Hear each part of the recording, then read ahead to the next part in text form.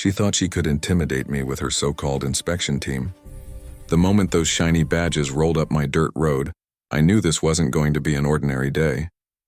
Karen stood there with her arms crossed, sunglasses on, acting like she ran the entire county. "This property violates HOA safety standards," she barked, waving a clipboard like it was a court order. I stayed calm. Years of service had taught me one thing. The loudest person in the room is usually the weakest. "You sure you're on the right land?" I asked. She smirked. "This area falls under our jurisdiction now. The board approved it." My blood boiled, but I kept my composure. "The board approved it?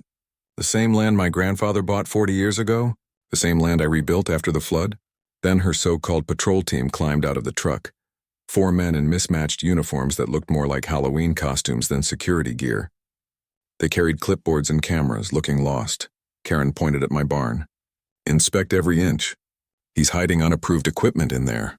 Unapproved equipment? That barn held my late father's tools, a few ATVs, and my dog's food supply. I clenched my jaw but stood my ground. "You got a warrant?"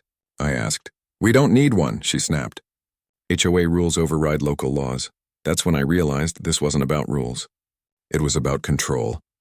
The fake officers started walking toward the barn, one of them already recording. Karen grinned, certain she'd won. But when those barn doors opened, the sound of boots crunching gravel filled the air. Karen froze. From behind the barn, 6 men in full tactical gear stepped forward, my old SWAT team. I crossed my arms. "You wanted an inspection, Karen?" I said. "Meet my inspection team." Her face went pale. The lead SWAT member stepped up, badge gleaming in the sunlight. "Ma'am," he said coldly, "you're trespassing on federal land under protection." Karen's lips trembled. "Federal?" I nodded. "You just tried to inspect a training facility approved by the sheriff's department." For the first time, she didn't have a word to say. Then she tried to laugh it off. "A training facility? Don't make me laugh. This is just an old barn. You're bluffing." The officer didn't flinch. "Ma'am, this property has active clearance under the county tactical unit. Your presence here is illegal." The fake officers started backing away one by one. One whispered, "Karen, maybe we should leave." "No one leaves until I say so." She snapped. She turned back to me. "You think this little costume show scares me? I'll have the HOA file a federal complaint." I almost laughed. "You just tried to inspect a restricted property, Karen. You really want to put that in writing?" Her face flushed red.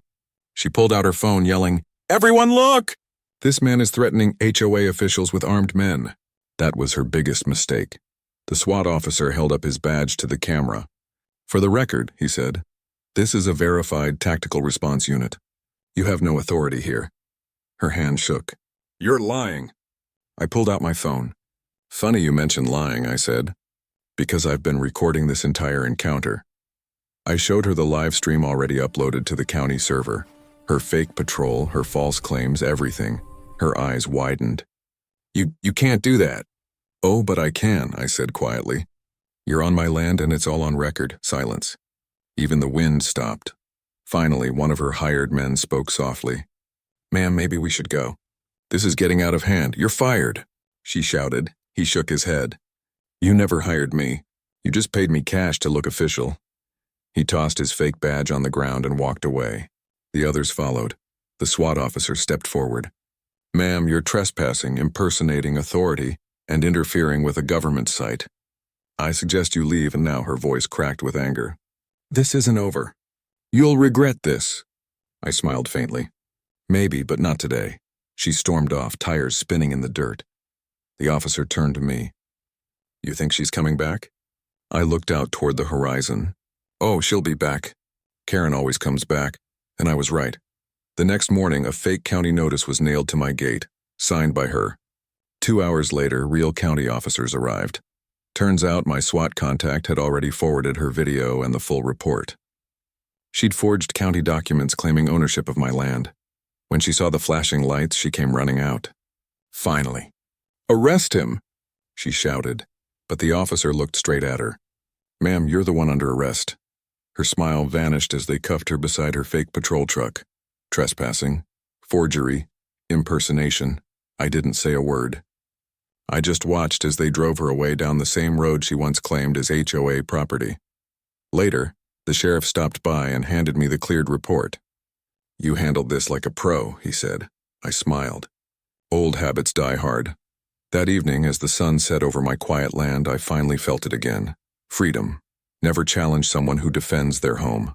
Because Karen learned the hard way, some people don't call the cops. They are the cops, the end.